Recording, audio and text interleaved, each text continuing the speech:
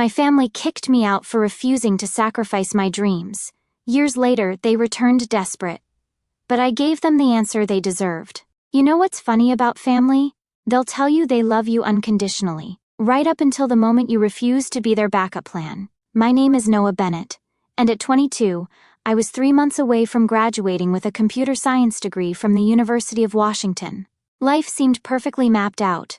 Finish school, land a job at one of the tech giants in Seattle, and finally make my parents proud. I'd worked my ass off for 4 years, maintaining a 3.8 gigapascals while working part-time at a local coffee shop to help with expenses. My family appeared supportive. Dad Richard, a quiet accountant who rarely showed emotion, and Mom Elaine, who'd given up her teaching career to be a stay-at-home mom.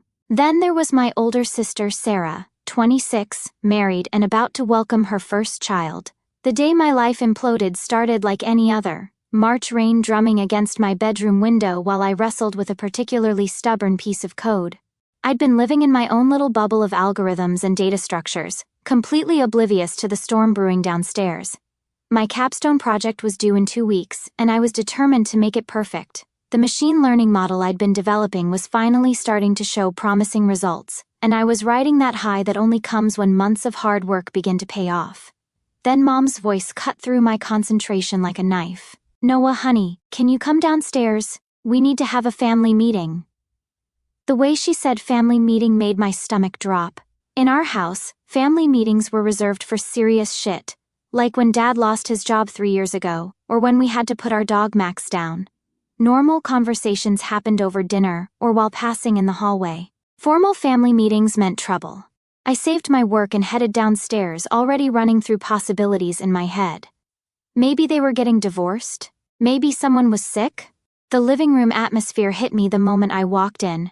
Thick with unspoken tension and awkward energy. Dad was planted in his ancient recliner like he was preparing for battle, his accountant's hands folded so tightly his knuckles were white. Mom had positioned herself on the very edge of the couch, spine straight, wearing that artificial smile she used when delivering bad news. The whole setup felt orchestrated, rehearsed even. But here's what really should have clued me in. Sarah was nowhere to be found. My pregnant sister, the supposed centerpiece of whatever family crisis required this meeting, was conveniently absent from her own intervention. "Noah, honey, we need to talk about some changes," Mom began, her voice artificially sweet in that way that always preceded bad news.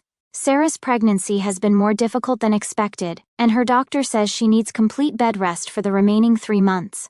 I nodded, not seeing where this was going. "That sucks. Is the baby okay?" "The baby's fine," Dad interjected, his tone strangely formal. "But Sarah can't manage on her own, and with Tom traveling for work so much she needs someone there full-time." My stomach started to knot. "Are you guys hiring a caregiver or something?" Mom and Dad exchanged a look, one of those silent communications that happen between couples who've been married for 30 years.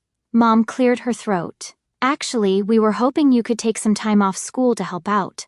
The words hit me like a physical blow. "Take time off? Mom, I graduate in 3 months. I already have interviews lined up with Microsoft and Amazon. You can always go back to school later," she said, as if we were discussing a vacation, not the complete derailment of my carefully planned future. "Family comes first, Noah. Sarah needs us right now." I felt my world tilting. "But Mom, if I take a semester off now, I'll lose momentum. My professors are expecting me to complete my capstone project. I'll have to reapply for jobs, and by then, all the good positions will be filled." Dad finally spoke up, his voice carrying that edge of authority he'd used when I was a kid caught breaking rules. "This isn't a negotiation, son. This is what families do for each other. We sacrifice." "Sacrifice?" The word came out sharper than I intended. "Why does it have to be me? Why can't we hire professional help? Sarah and Tom have good jobs. They can afford it." Mom's expression hardened. "Because professional help costs money we don't need to spend when we have a perfectly capable son who can step up. Besides, it's only temporary." That's when it clicked. I wasn't their son in this moment. I was free labor, the most expendable member of the family. Sarah had always been the golden child, the one who got married at the right time, who chose the safe path of becoming a marketing manager instead of chasing risky dreams in tech. And here I was, the younger brother who dared to aim higher, being asked to throw it all away. What if I say no? I asked quietly. The silence that followed was deafening. Mom's face flushed red, and Dad's jaw tightened visibly. Then you'd be showing us exactly what kind of person you really are, Mom said, her voice dripping with disappointment. Selfish, ungrateful, after everything we've done for you. Over the next 2 weeks, the pressure intensified. They enlisted Sarah in their campaign, and suddenly I was bombarded with tearful phone calls about how scared she was, how she just needed her little brother there to help her through this difficult time. Extended family members started reaching out, having been fed a carefully crafted narrative about Noah being the only one who could save the day. But something felt off about the whole situation. Sarah had always been independent, almost to a fault. She'd moved out at 18 and rarely asked for help with anything. Now she was suddenly helpless and needed round-the-clock care? It didn't add up. I decided to do some digging. When I called Sarah directly, without our parents on the line, her tone was different, less frantic, more confused. Wait, what did they tell you exactly? She asked after I explained the family meeting. That you need bed rest and someone there 24/7 to take care of you. Sarah laughed, and it wasn't a happy sound. Noah, I'm on modified bed rest. That means I can't lift heavy things or stand for long periods. I don't need a live-in caregiver. Tom and I already looked into hiring someone to come in a few hours a day to help with household stuff. My blood ran cold. So why are Mom and Dad saying you need me there full-time? I don't know. They said you offered, that you were excited to help out and wanted to take a break from school anyway. That's when the full scope of their manipulation became clear. They'd lied to everyone. To Sarah about my willingness to help. To me about the severity of her condition. Probably to our extended family about the whole situation. They'd crafted this elaborate scenario where I was the hero stepping up to save the day, when in reality, they just wanted free childcare and saw my education as less important than their convenience. When I confronted them with what Sarah had actually told me, they didn't even have the decency to look ashamed. Fine, Dad said, his mask finally slipping. You want the truth? We can't afford to pay for help right now. Business has been slow, and we've been supporting your education for 4 years. This is your chance to give something back. Give something back? I was incredulous. I work 20 hours a week to pay for my own expenses. I took out student loans for tuition. You guys haven't supported my education. You've barely tolerated it. Mom's voice turned icy. We put a roof over your head for 18 years. Fed you, clothed you, drove you to soccer practice and piano lessons. Don't you dare act like we haven't sacrificed for you. And I'm grateful for all of that, I said, trying to keep my voice level. But that doesn't mean I owe you my future. I'm not throwing away 4 years of hard work and my career prospects to save you guys a few $1,000s in caregiver costs. That's when Dad stood up, his face red with fury. If that's your attitude, then maybe you should reconsider whether you want to be part of this family at all. The threat hung in the air like a loaded gun. For a moment, I almost caved. The thought of losing my family, of being cut off from the only support system I'd ever known, was terrifying. But then I thought about my professors who'd mentored me, my classmates who were counting on me for group projects, the job interviews I'd worked so hard to secure. I thought about the version of myself who would exist in 5 years if I gave up now, bitter, resentful, wondering what might have been. I guess that's a risk I'll have to take, I said quietly. The next morning I woke up to find my parents going through my room, packing my belongings into boxes. Mom's face was stone cold as she folded my clothes. Since you've made your choice clear, we're making ours, she said without looking at me. You have until tonight to find somewhere else to stay. Mom, please, can't we talk about this? There's nothing left to talk about. You've shown us who you really are, Noah. Someone who puts himself before family.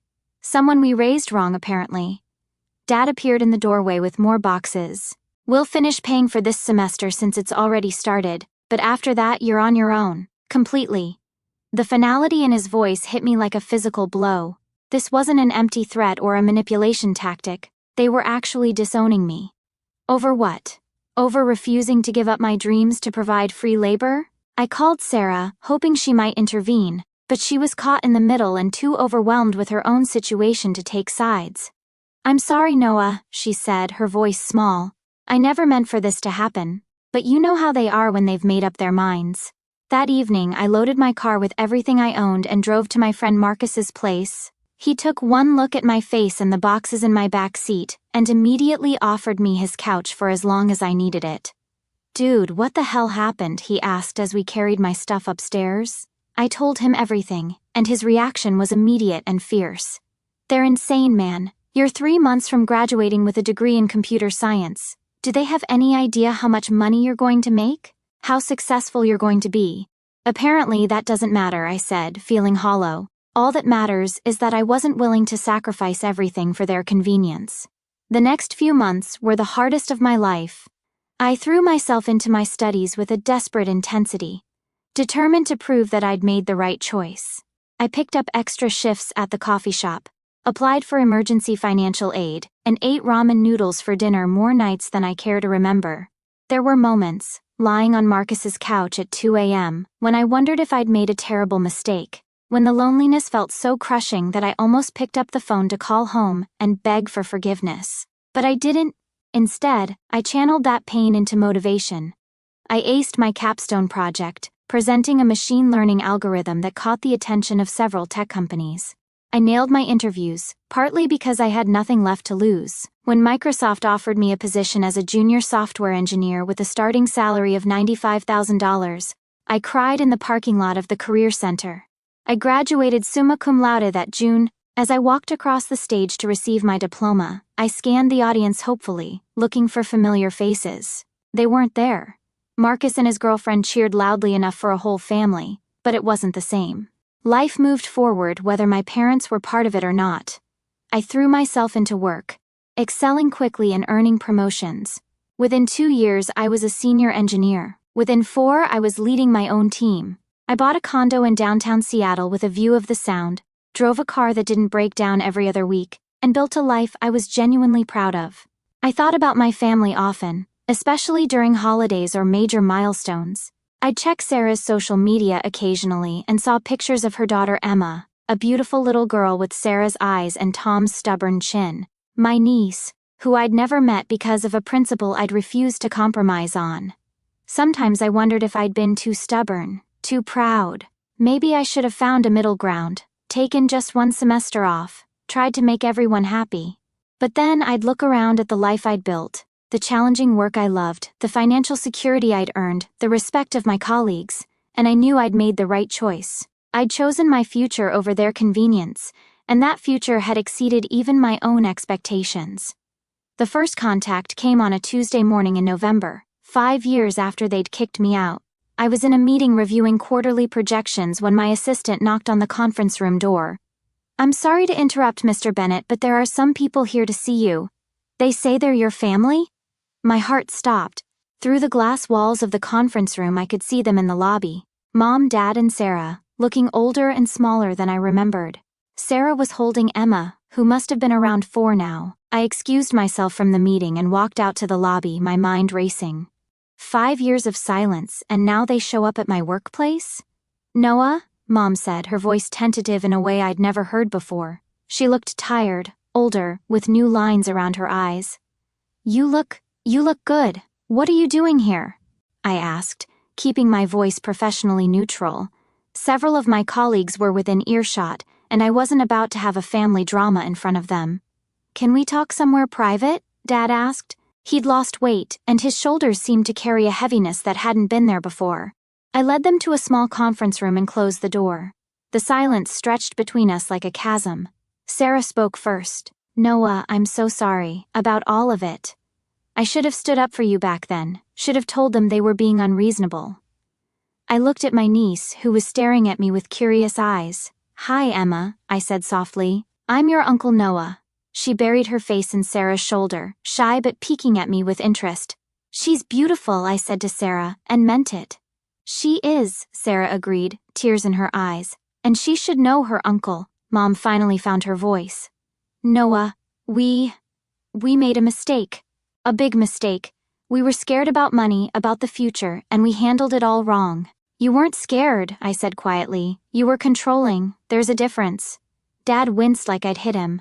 "You're right. We were used to making decisions for you, and when you started making your own, we panicked. We thought we knew what was best." "Best for who?" I asked. "Because it certainly wasn't best for me." We know that now, Mom said, her voice breaking. We've watched you succeed, seen what you've accomplished, and we realize what we almost cost you, what we did cost you. I studied their faces, looking for signs of manipulation, of the same self-serving agenda that had driven them 5 years ago. Instead, I saw genuine regret and something that looked like pride. Why now? I asked. Why show up here after 5 years of nothing? Sarah shifted Emma to her other hip and took a shaky breath. Because Tom and I are getting divorced, and I'm struggling financially. Because Dad lost his job 6 months ago and they're facing foreclosure. Because we realized that we pushed away the one person in this family who might have been able to help, and we did it over something so stupid and petty that I can't even justify it to myself anymore. There it was. The truth, laid bare. They needed something from me again. So you want money, I said. It wasn't a question.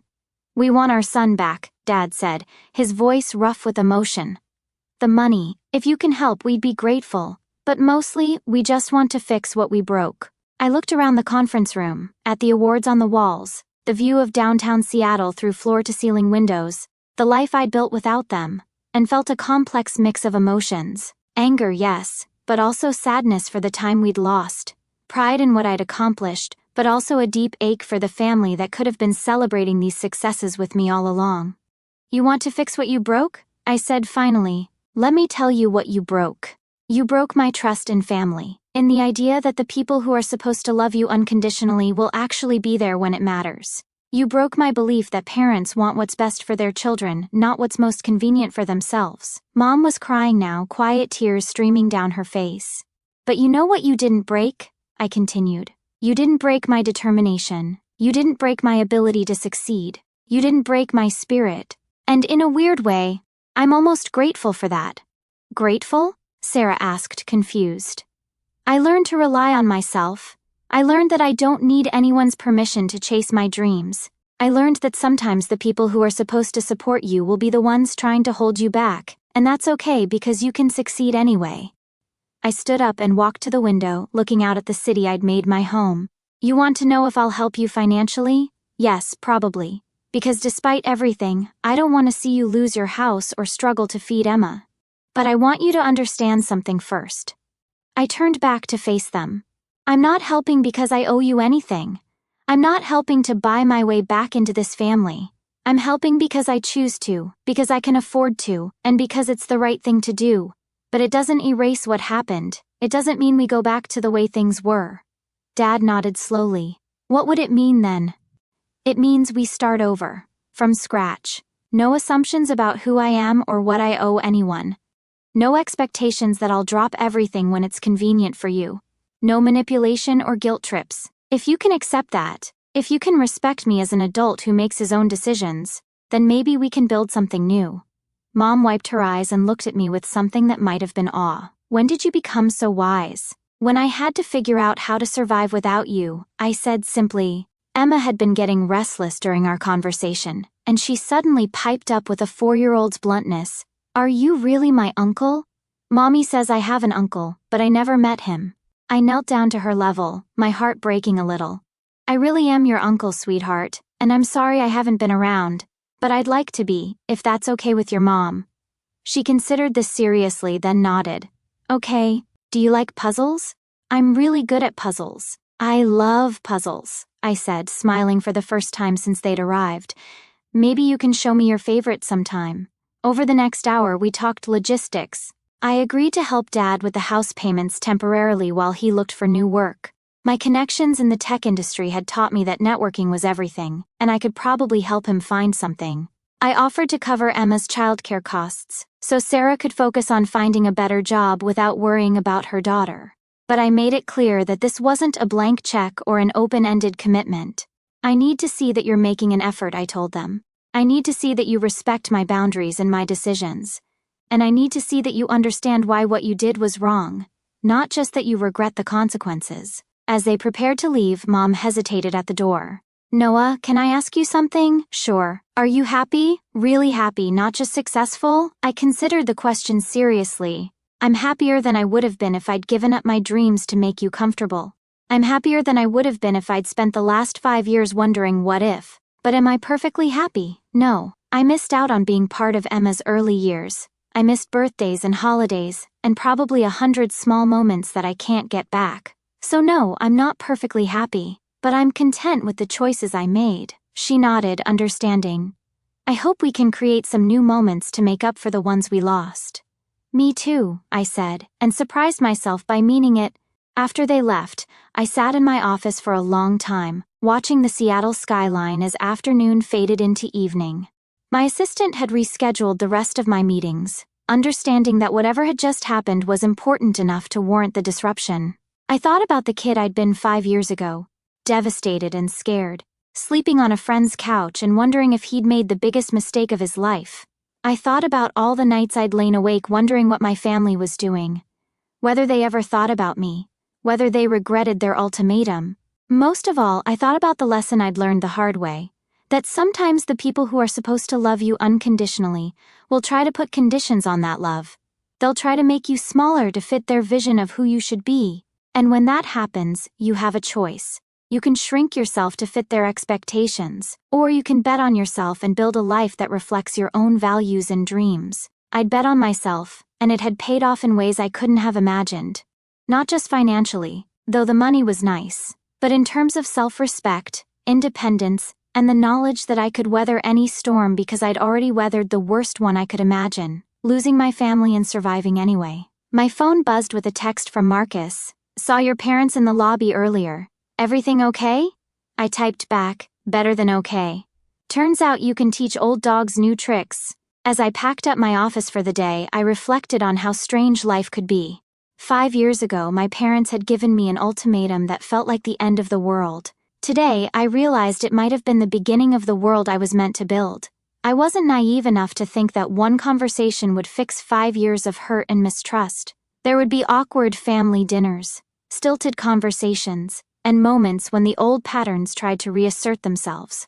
But for the first time in 5 years, I felt hopeful about the possibility of having a family again. Not the family I'd lost, but something new and healthier. Walking to my car that evening, I passed a group of college students huddled over laptops in a coffee shop, probably working on some project that felt impossibly important. I remembered being that age, that passionate, that terrified of failure.